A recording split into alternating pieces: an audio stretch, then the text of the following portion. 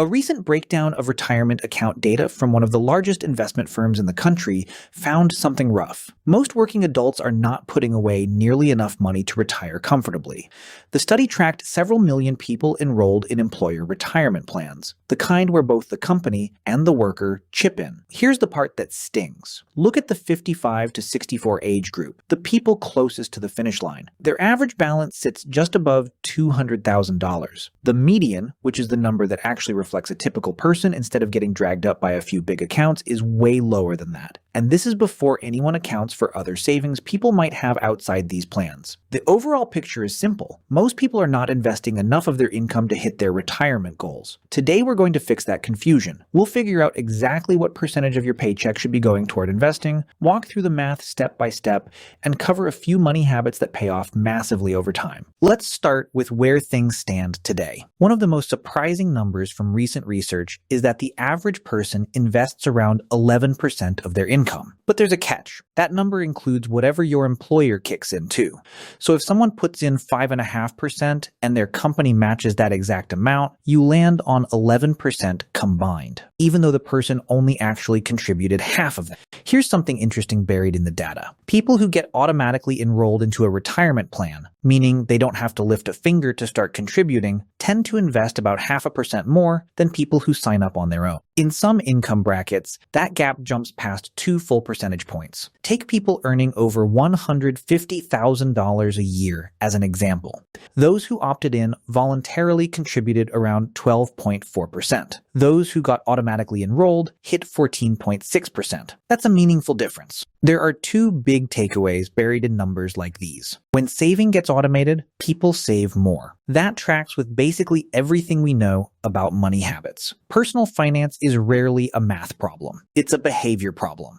The fewer decisions you have to make each month to invest, the more consistently you'll actually do it. So whenever you're thinking about how much to invest, also think about what systems you can put in place to make that number happen automatically, without relying on motivation. Speaking of systems that quietly work in the background for you, tapping subscribe does something similar. It puts more videos like this one in front of you regularly, which means you end up thinking about your finances more often without having to remind yourself. Small automatic nudges add up, whether that's a paycheck deduction or a notification about your money. The second big insight from this research lines up almost perfectly with federal economic data. According to the Federal Reserve, the personal savings rate in the country has been hovering between 3 and 5%. That is genuinely not great. Picture a typical household earning the median income of around $72,000 a year. A savings rate in that range means they're setting aside somewhere between $2,100 and $3,600 annually. It's not the worst outcome, since plenty of households save nothing at all some years, but compared to other parts of the world, it looks thin. Households in Ireland, for example, save close to 20% of their income. That's a massive gap. And remember, saving 5% doesn't automatically mean all 5% gets invested. A lot of that money goes toward emergency funds, a house down payment, or college costs instead. Now look at higher earners, and the picture changes a lot. Research covering the early 2010s found that the top 1% of earners saved close to 38% of their income. That actually makes sense, because costs like housing and groceries tend to stay fairly fixed no matter how much you make,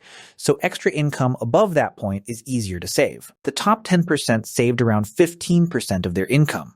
Everyone else, which is the other 90% of the population lumped together, saved close to 0 or 1%. Saving isn't the same thing as investing, but generally, if someone is saving a healthy chunk of their paycheck, a good portion of that ends up invested too. Put all this together, and you get a rough picture. Most people invest somewhere between 5 and 11% of their total pay, counting employer contributions. High earners can push that number up toward the high 30s. So what's the right number for you specifically? You've got two solid paths here. You can follow a general rule of thumb, like the well-known 50-15-5 guideline, or you can reverse engineer your retirement number and work backward from there. We're going to do both. The 50-15-5 framework is a popular budgeting guideline used by financial planners everywhere. It breaks down like this. 50% of your after-tax income covers essential costs, things like rent, transportation, utilities, and groceries. 15% goes toward retirement investing, whether that's pre-tax or post-tax money. The remaining 5% goes into short-term savings, ideally parked in a high-yield savings savings account rather than sitting in a regular checking account earning nothing. This particular split became popular because analysts ran through hundreds of financial scenarios trying to find a savings and spending pattern that reliably led to a stable retirement. People who stuck close to these numbers tended to stay financially secure and were able to maintain their lifestyle throughout retirement. You might notice that 50 plus 15 plus 5 only adds up to 70%. The other 30% is left open for discretionary spending, the fun stuff. Nobody's saying you need to follow this exact split down to the penny every single paycheck. Life happens,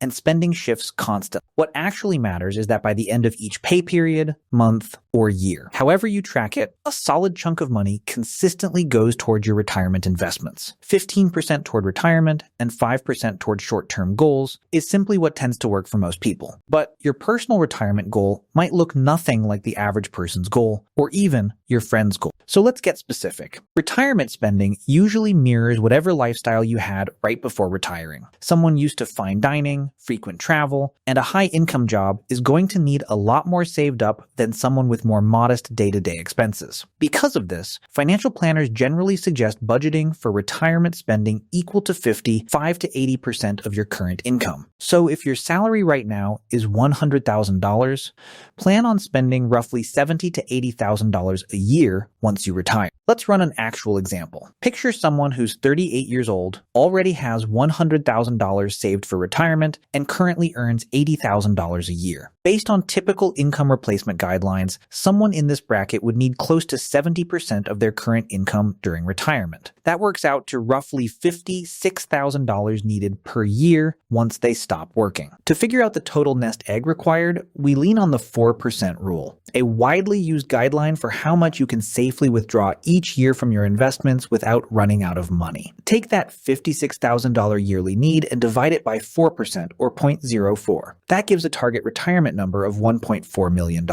Now, assuming an average annual investment return of around 8%, you can plug your numbers into any online retirement calculator to see how long it takes to hit that goal based on different investing rates. At a 10% investment rate, it takes roughly 26 years to reach $1.4 million. Bump that up to 15% and it drops to about 23.7 years. Push it to 20% and you're looking at just under 22 years. In other words, doubling your investment rate from 10 to 20% can shave off roughly 5 years of working life. That's 5 extra years of freedom just from adjusting one number. It's worth pointing out that this example used a fairly average income and a fairly average retirement goal. Someone with a higher income, or someone aiming for an earlier retirement, would need to push their investment rate even higher to hit their number in a reasonable time frame. On the flip side, someone comfortable working a few extra years or planning a simpler retirement lifestyle has more flexibility with a lower rate. The math doesn't change, only the inputs do. That's exactly why chasing a single universal percentage for everyone doesn't really work. The 50-15-5 rule is a solid starting point if you have no idea where to begin. But running your own numbers, even with a rough back of the napkin calculation like the one above, gives you something far more useful. It gives you a target that's actually built around your life instead of an average stranger's life. Once you know your target percentage, the smartest move for most people is putting that money into index funds and leaving it alone. Don't try to time the market or jump in and out based on headlines. Day trading, swing trading, trying to guess short-term moves, none of that tends to beat the market average over time for the average person. Investing rewards patience more than cleverness. If your time horizon is 10, 20, or 30 years, the winning move is simply staying consistent and sticking to your plan, no matter what the market is doing on any given week. What actually moves the needle long-term is steadily increasing how much money you're able to invest. That usually means focusing more energy on your main income source, growing it, and directing any extra money straight into your investments. At the end of the day, picking slightly better investments than everyone else matters far less than simply staying invested for a long time. There's a great line from a well-known author in the personal finance space who wrote extensively about the psychology behind money. He's made the point that the variable worth optimizing for in investing isn't picking winners, it's endurance. Someone who can hang on to an average return for a much much longer stretch than everyone else will end up outperforming almost every fund manager out there, simply because time compounds in their favor. This idea trips a lot of people up because it feels counterintuitive.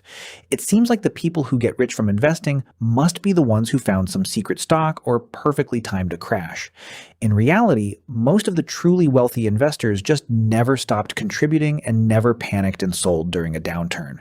They rode out recessions, market crashes, and rough years without touching their portfolio, and that patience is what actually built their wealth. Trying to outsmart the market usually costs people more than it earns them, between trading fees, taxes on short-term gains, and the emotional toll of constantly checking account balances. A steady, boring, automated approach beats a flashy one almost every single time when you zoom out far enough.